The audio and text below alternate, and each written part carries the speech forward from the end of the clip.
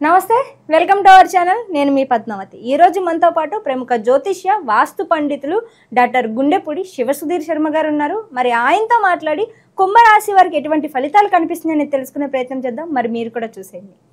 నమస్కారం గురుగారు. శ్రీమాత్రే నమః. శ్రీ గురుభ్యో నమః. గురుగారు, మనకి ఆదాయ వ్యయాలు అనే విషయానికి వచ్చేసరికి ఆదాయం అనగానే మనకు వచ్చే సంపాదన, వ్యయం అనేది వచ్చేసరికి మనకి ఖర్చు అవుతుంది అని చెప్తారు కదా. అంటే ఇది వాస్తవమే అంటారా, లేకుంటే ఆదాయ వ్యయాలు కావచ్చు, లేకుంటే రాజపూజ అవమానాలు కావచ్చు, ఇవి వేటి పరంగా లెక్క వేయచ్చు అంటారు? నిజంగా చెప్పాలంటే మనం చిన్నప్పటి నుంచి కూడా మెంటల్గా ఫిక్స్ అయిపోయి ఉన్నాను. ఆదాయం అంటే డబ్బు, ఖర్చు, వ్యయం అంటే ఖర్చు అని. ఆదాయ వ్యయాలు అనేటువంటివి మనకి పంచాంగంలో ఇచ్చేటువంటి విధానం ఏమిటి అంటే కేవలం డబ్బు విషయం ఒక్కటి కాదు. ఆర్థికం, ఆరోగ్యం, కుటుంబం, మనశ్శాంతి, విద్య, మనం అనుకునేటువంటి కార్య సంకల్ప విజయం, ఇవన్నీ ఓవరాల్గా కలుపుకుంటే వీటిల్లో ఏ ఒక్కటి లోపించినా మనశ్శాంతి లోపిస్తూ ఉంటుంది.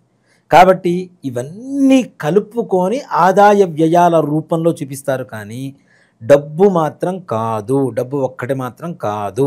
మనకి ఓవరాల్గా ఈ సంవత్సరం మొత్తం ఉండేటువంటి ఫలితం, మనకు ఉండేటువంటి మనశ్శాంతి, మనకు ఉండేటువంటి కార్య విజయం ఏదైతే ఉందో ఈ ఆదాయ వ్యయాల రూపంలో చెప్తాం. కానీ కేవలం డబ్బు ఒక్కటే ఎంత వస్తుంది, ఇంత ఖర్చు అవుతుంది అనేది మాత్రం పిచ్చి అపోహ అని చెప్తాను నేను. కాబట్టి ఆ విధంగా చూసుకోకండి. తప్పనిసరిగా మనం ఓవరాల్గా జీవితం మొత్తం సంవత్సరం, ఇప్పుడు 1% ఇంట్రెస్ట్ అని చెప్తారు నాన్న, బ్యాంక్ వాళ్ళు చెప్తున్నా. 1% ఏంటంటే ప్రయాణం కదా. అట్లానే ఆదాయ వ్యయాలు కూడా మన పంచాంగంలో చెప్పుకునేవన్నీ కూడాను సంవత్సరం మొత్తానికి పనికొచ్చేట్టుగా మనకు ఉండేటువంటి మనశ్శాంతినే ఆదాయ వ్యయాలుగా చూసుకోవాలని చెప్తాం. గురువుగారు, అసలు కుంభరాశి వారికి ఉగాది నుంచి ఉగాది వరకు చూసుకున్నట్టయితే కనుక ఎటువంటి ఫలితాలు కనిపిస్తున్నాయి? దాంతోపాటుగా వీరికి ఆదాయాల విషయాల్లో కావచ్చు, లేకుంటే ఈ రాజ్యపూజాల విషయాల్లో కావచ్చు, ఏ విధంగా ఉంటుందంటారు? నా కుంభరాశి వారికి ముఖ్యంగా చెప్పాలి అంటే ఏలినాటి శని ప్రభావం ఉన్నప్పటికీ, జన్మరాశిలోకి రాహుగ్రహ ప్రవేశం చేస్తున్నప్పటికీ, జన్మ షష్టమ స్థానంలో కేతుగ్రహ ప్రభావం, అలాగే జన్మరాశి నుంచి 5వ స్థానంలో ఉండేటువంటి గురుగ్రహ ప్రభావం. ముఖ్యంగా నాన్న, గురుడు 5వ రాశిని చూస్తున్నా, మన రాశి నుంచి 5వ స్థానంలో గురుడు ఉన్నా, 3వ స్థానాన్ని చూస్తున్నా, జన్మరాశిలో ఉన్న గురుగ్రహ ప్రభావం చాలా మంచిగా ఉంటుంది నాన్న. ఇందాక మనం చెప్పుకున్నాం, గురుగ్రహ అనుగ్రహం ఉంటే మిగిలిన గ్రహాలు అన్నీ కూడా చిన్న చిన్న సమస్యలు ఉన్నా ఏమున్నా సరే ముందుకు లాక్కు వెళ్ళేటువంటి పరిస్థితులు కనబడుతూ ఉంటాయి. మే 15వ తారీఖు నుంచి గురువు 5వ స్థానంలో సంచరిస్తూ ఉంటారు కుంభరాశి వారికి. ఈ విధంగా చూసుకుంటే కుంభరాశి వారికి చాలా వరకు కూడాను అంతకు ముందున్నటువంటి సమస్యల కంటే చాలా వరకు తగ్గిపోతాయి. కుంభరాశి వారికి ఆదాయ వ్యయాల విషయానికి వస్తే ఆదాయం 8, ఖర్చు 14, రాజ్యపూజ్యం 7, అవమానం 5. బాగుందనే చెప్పాలి కొంతవరకు. అంతకుముందు వీళ్ళు ఎక్కడికి వెళ్ళినా పనులు కావు. ఎంత ప్రయత్నించినా, ఎంత గొప్ప స్థాయిలో ఉన్నటువంటి వ్యక్తి అయినా ఏ పనికి వెళ్ళినా చుక్క ఎదురు. పైగా వీళ్ళ లక్షణం ఏంటంటే వీళ్ళ దగ్గర పనిచేసేటువంటి వాళ్ళే వీళ్ళకి శత్రువులుగా మారినటువంటి సన్నివేశాలు ఇంతవరకు జరిగినాయి. ఇప్పుడు ఒక చోట పనిచేస్తున్నారు నాన్న, యజమాని ఉన్నాడు. యజమాని చేసేటువంటి పని యజమాని ఒప్పుకుంటాడు, కింద పనిచేసేవాళ్ళు పనిచేస్తూ ఉంటారు. ఇంతకాలం జరిగింది ఏంటి అంటే ముఖ్యంగా యజమాని చేసేటువంటి పనివాడు చేస్తున్నప్పుడు పని విషయం తెలుస్తుంది. కాబట్టి యజమాని ఎక్కడైతే వెళ్ళి వర్క్ తెచ్చుకుంటాడో అక్కడికి పనివాళ్ళు ముందుగానే వెళ్ళి ఆ పనిని వీళ్ళే తెచ్చుకొని యజమానికి ద్రోహం చేసినటువంటి పరిస్థితులు ఇంతకాలం ఎదురు చూసినటువంటి పరిస్థితే కుంభరాశి వారిది. వెన్నుపోటు. ఇప్పుడు పని చేసుకోవాలంటే ఇంకో చోట పోయి పని చేయాలి. అదే కస్టమర్ దగ్గరికి పోయి యజమానిని దెబ్బ కొట్టడం అనేది ఇంతకాలం మనకు కూడిపెట్టింది ఆయనే కదా, 4 వేళ్ళు నోట్లో పోవడానికి కారణం ఆయనే కదా. అలాంటి కుటుంబాన్ని రోడ్డున వేద్దామనేటువంటి ఒక లక్ష్య భావనతో పనిచేసినటువంటి వాళ్ళందరికీ కూడాను చెంప పెట్టు ఉంటుంది ఈసారి తప్పనిసరిగా యజమానుల దగ్గర నుంచి. యజమానులు మంచి స్థాయికి వెళ్ళటం అనేది తప్పనిసరిగా జరుగుతుంది. అనుకున్న పనులు ఏవైతే ఉన్నాయో సకాలంలో చక్కగా విజయవంతంగా వాళ్ళకున్నటువంటి తెలివితేటలతో ముందుకు తీసుకుని వెళ్తారు. ఎలాంటి ప్రత్యర్థులనైనా సరే ఎదుర్కొనేటువంటి శక్తిని సంపాదించుకోబోతున్నారు కుంభరాశి వాళ్ళు.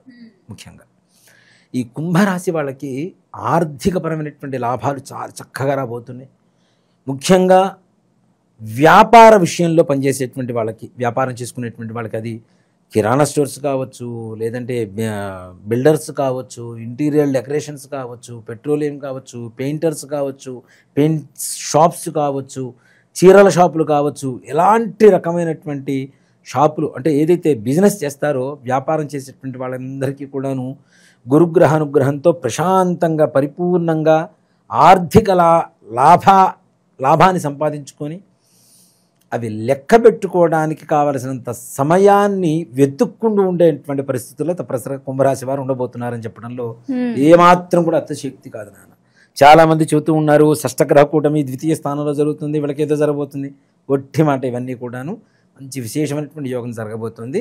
మార్చి 29వ తారీఖు శనిగ్రహం ఏదైతే శనీశ్వరుడు ఉన్నాడో, శనీశ్వరుడు కుంభరాశి నుంచి మీనరాశికి వెళ్ళిపోతున్నాడు. దాంతో తప్పనిసరిగా మంచి యోగం కలుగుతుంది. అలాగే కొన్ని గ్రహాల అనుగ్రహం కూడా వీళ్ళకి సానుకూలంగా మారబోతుంది. ముఖ్యంగా రియల్ ఎస్టేట్ రంగంలో ఉండేటువంటి వాళ్ళకి, బిల్డర్స్కి, ఇట్లాంటి వాళ్ళకి కూడా చాలా విశేషమైనటువంటి యోగం కలగబోతుంది. అనేకమైనటువంటి ధనం అంటే ఆఫర్స్ కూడా కొత్తగా వస్తాయి నాన్న. పాత వ్యక్తుల దగ్గర నుంచి పనులు రావడం తీసి పక్కన పెడితే కొత్త కాంట్రాక్టులు, కొత్త వ్యక్తుల పరిచయాలు, తద్వారా ఆర్థిక లాభాలు చక్కగా కలుగుతాయి. అలాగే వివాహ విషయంలో కూడా కొంచెం సమయం తీసుకుంటుందేమో కానీ ఎట్టకేలకు వివాహం జరగడం అనేటువంటిది మాత్రం జరుగుతుంది.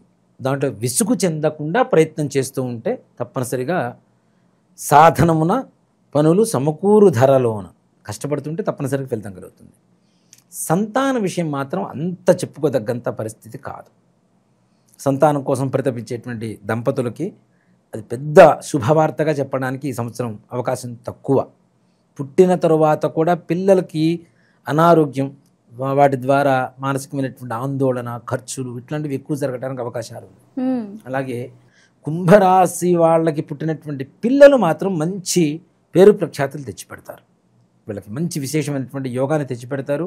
ఫలానా వాళ్ళ పిల్లలు రా అని చెప్పి నలుగురిలో గొప్పగా చెప్పుకునేంత ఒక కీర్తి స్థాయిని పెంచుతారు తప్పనిసరిగా. అలాగే ఎవరైతే ఇంట్లో పెద్దల అనారోగ్య పరిస్థితి ఉందో అవి కుదురపడతాయి, కానీ వీళ్ళు మాత్రం ఆరోగ్య పరిస్థితుల్లో కొంచెం జాగ్రత్త. పని ఒత్తిడి వల్ల, ఆలోచన వల్ల ఆరోగ్యాన్ని పట్టించుకోకపోవటం, సమయానికి నిద్రపోకపోవటం, సమయానికి ఆహారం లేకపోవడం వల్ల కూడా ముఖ్యంగా గ్యాస్ట్రిక్ ట్రబుల్స్ అనేది ఎక్కువగా వీళ్ళు ఫేస్ చేసేటువంటి సమస్యలుగా చెప్పుకోవచ్చు. అలాగే చర్మ సంబంధమైనటువంటివి, నేత్ర సంబంధమైనటువంటివి కొంచెం జాగ్రత్తగా ఉండవలసినటువంటి పరిస్థితులు. ఎక్కువ ఆలోచిస్తే ఏమవుతుంది, కళ్ళ దృష్టి తగ్గిపోతుంటుంది కదా, కాబట్టి అది కొంచెం జాగ్రత్త వహించవలసినటువంటి పరిస్థితి. అలాగే విదేశీ ప్రయాణం కోసం ప్రయత్నించేటువంటి వాళ్ళకి 100% గ్యారంటీ ప్రయత్నించండి. విదేశాల్లో ఉంటారని చెప్పడంలో ఏమాత్రం కూడా సంశయం లేదు. దాంట్లో 100% వాళ్ళకి అనుకున్న పనులు జరుగుతాయి. అలాగే విద్యార్థులు కూడా జ్ఞాపక శక్తి తగ్గుతూ ఉంటుంది, ఒక ఫియర్ ఏర్పడుతూ ఉంటుంది. ముందు బాగా చదువుతారు, ఎగ్జామ్ హాల్కి వెళ్ళేసరికి ఒక భయం, దాంతో కొంత నిరాశ నిస్పృహలకు దారితీసేటువంటి పరిస్థితులు కూడా కనపడుతుంది. అది కొంచెం జాగ్రత్తగా ఉంటే బాగుంటుంది. జ్ఞాపక శక్తి పెరగడం కోసం ఏవి చేస్తే బాగుంటుందో ఆ దేవతలకు ఆరాధన చేసుకుంటూ ముందుకు వెళ్ళడం అనేది సూచించదగినటువంటి విషయం. అలాగే రాజకీయ నాయకులకు కూడా ఉన్నత పదవులు ఉంటాయి, కానీ ప్రతిపక్ష నాయకుల బాధలు ఎక్కువగా ఉంటాయి. వాళ్ళు ప్రతి ఒక్క విషయంలో వీళ్ళని వేలెత్తి చూపించడం, మానసికంగా బాధ పెట్టడం, పరువుకి నష్టం వాటిల్లేలా ప్రవర్తించడం, ఇట్లాంటివన్నీ కూడా జరుగుతుంటాయి. కాబట్టి ఇంకోటి కూడా చెబుతున్నాను, రాజకీయ నాయకులకు స్త్రీ మూలకమైనటువంటి సమస్యలు ఎదురయ్యేటువంటి పరిస్థితులు ఉన్నాయి. ఆల్రెడీ కొంతమంది ఎదుర్కొంటున్నారు. అలాంటి విషయాల్లో మాత్రం చాలా చాలా జాగ్రత్తగా ఉండాలి. అయితే గురువు గారు కాస్త ఈ ఆరోగ్య విషయంలో కావచ్చు, లేకుంటే సంతాన విషయంలో కావచ్చు, మరి ముఖ్యంగా విద్యార్థులకు కూడా కాస్త మిశ్రమ ఫలితాలు అయితే కనిపిస్తున్నాయి. కాబట్టి అసలు వీరు ఎటువంటి పరిహారాలు చేసుకోవాలంటారు వీటి నుంచి దూరంగా ఉండడానికి? దుర్గాదేవిని చక్కగా నమ్మండి. దుర్గా అమ్మవారి ఆలయ దర్శనం ప్రతి మంగళవారం, రాహుకాల దీపాలు. ఇప్పుడు పిల్లలు చదువుకు వెళ్తారని వాళ్ళు ఎట్లా పెడతారండి, తల్లిదండ్రులు పెట్టవచ్చు. అలాగే రాహుకాలంలో అమ్మవారికి కుంకుమార్చన చేయించండి చక్కగా, తద్వారా మంచి యోగం కలుగుతుంది. విద్యార్థులు కావచ్చు, చిన్న చిన్న కష్టాలు ఏవైతే ఉన్నాయో అవి కూడా తొలగిపోయేటువంటి పరిస్థితులు కనబడుతున్నాయి. చాలా ప్రశాంతంగా వాతావరణం సాగిపోతూ ఉంటుంది. చాలా చక్కగా వివరించారు గురుగారు. అయితే కుంభరాశి వారికి ఎటువంటి పరిహారాలు చేసుకోవాలనే విషయంలో మాత్రం చాలా సింపుల్గా, విద్యార్థులకు మరి ముఖ్యంగా వారికి ఎలా చేస్తే మంచి ఫలితం అనేది దొరుకుతుందో చాలా చక్కగా వివరించారు. ధన్యవాదాలు గురుగారు. శ్రీమాత్రే నమః. శ్రీ గురుభ్యో నమః.